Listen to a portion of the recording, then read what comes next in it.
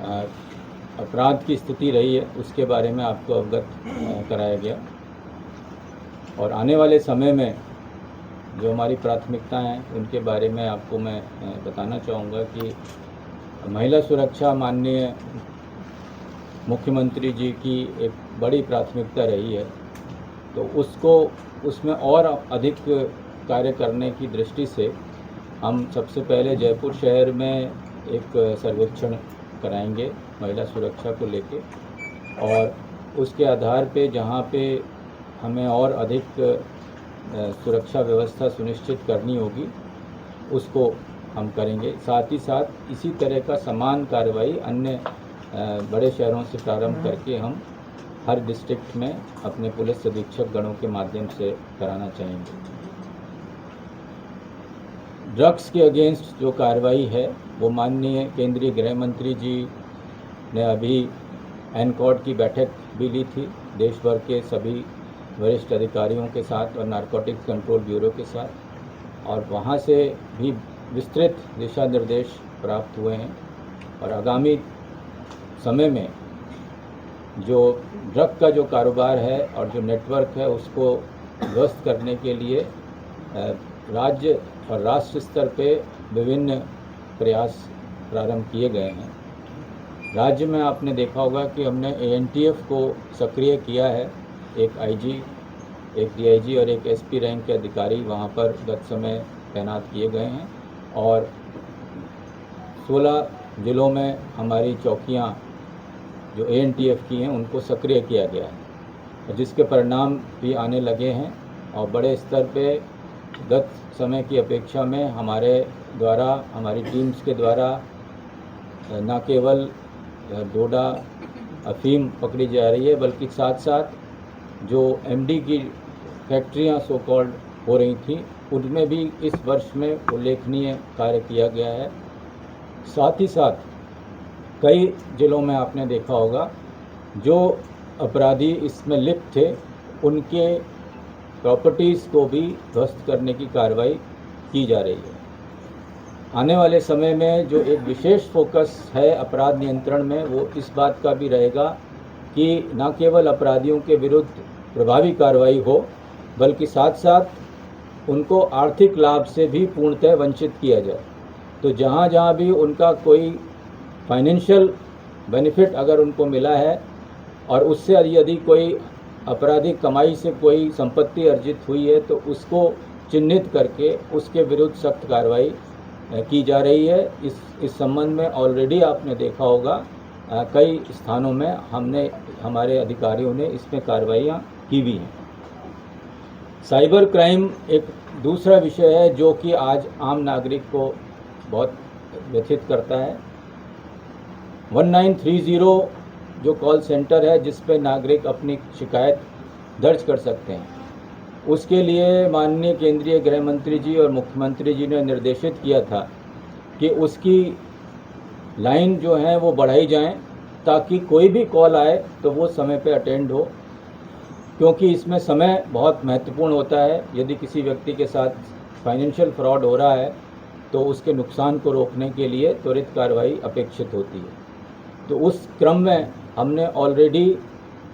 16 लाइनें बढ़ाई हैं। गत समय में 16 लाइनें हमने पिछले 3 हफ्तों में हमने इसमें वृद्धि करी है, और उसका एक नतीजा ये रहा है कि जो कॉल अटेंड करने का हमारा प्रतिशत था वो 90% से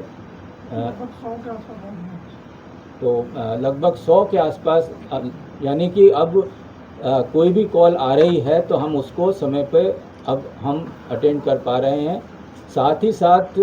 बैंक अधिकारियों से समन्वय करके उनके नोडल ऑफिसर्स को भी हमने अपनी टीम के साथ जोड़ा है ताकि संबंधित बैंक में भी त्वरित रूप से सूचना जा सके, और जिसका भी अकाउंट में कोई ट्रांजैक्शन का मूवमेंट हो रहा था तो उसको समय रहते रुकवाया जा सके। तो 1930 को और मजबूत किया जा रहा है। माननीय मुख्यमंत्री जी ने इस वर्ष R4C की जो घोषणा की है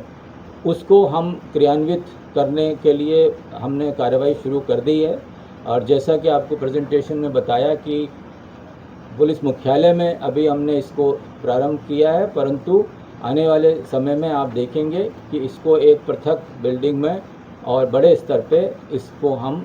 लॉन्च करेंगे। और जो भी साइबर क्राइम से जो चुनौतियां सामने आई हैं राज्य के सामने, राज्य पुलिस के सामने, उसके लिए एक विस्तृत टीम, इसके लिए एक अलग से टीम तैयार की जा रही है जो कि उसको अच्छे तरीके से उसको डील कर सके। प्रशिक्षण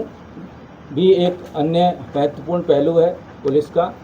और गत समय में आई गॉट कर्मयोगी के माध्यम से बहुत सारे नए कोर्सेज उपलब्ध कराए गए हैं। और ये ऑनलाइन कोर्सेज की विशेषता ये है कि इसके लिए पुलिसकर्मियों को अपना ड्यूटी स्थान से अलग जाके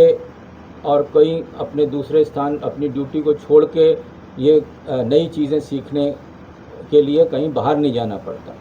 तो ये जो कोर्सेज हैं और ये जो आई गॉट कर्मयोगी प्लेटफॉर्म है, उसका भी विस्तृत इस्तेमाल हमारे अधिकारी कर्मचारियों द्वारा किया जा रहा है। और बड़ी संख्या में इसमें लोगों ने न केवल रजिस्टर किया है बल्कि कोर्सेज को कंप्लीट भी किया है। और इस पर हमारा लगातार फोकस है कि जहां आवश्यक है वहां पे एकेडमी बेस्ड ट्रेनिंग हो,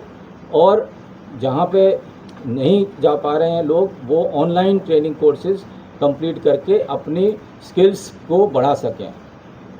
अब जो ट्रेनिंग कोर्सेज हो रहे हैं, आज ही हमने नए आरपीएस के बैच की ट्रेनिंग शुरू की है, उसमें भी परिवर्तन लाया गया है। एक मॉड्यूलर ट्रेनिंग की व्यवस्था की गई है। जो केंद्रीय गृह मंत्रालय ने जो नवीन सिलेबस तैयार किया था विस्तृत एफर्ट्स के साथ में, तो नया सिलेबस भी राजस्थान शायद पहला राज्य है जहाँ पे हमारे जो सीधे भर्ती के जो आरपीएस अधिकारी हैं उनको हम जो नवीन सिलेबस तैयार किया गया है उसके आधार पर ही अब हम ट्रेनिंग देंगे, जिसमें न केवल कुछ नए विषय शामिल किए गए हैं बल्कि साथ ही साथ ट्रेनिंग की पद्धति में भी बहुत बड़ा बदलाव किया जा रहा है। त्वरित किसी सेवा में मिल सकता हो सकता है पर्क्स ज़्यादा मिल सकते हैं, हो सकता है कि सुविधा दूसरे में ज़्यादा हो सकता है थोड़ा नाम किसी में और ज़्यादा लगता हो, परंतु इसमें जो अवसर हैं सेवा करने के वो किसी भी अन्य सेवा में नहीं है। तो वही एक चीज़ बाकी सब चीज़ों पे बहुत भारी पड़ती है, और इसका अगर आप ध्यान रखेंगे तो आप अपनी आने वाले समय में जो आपका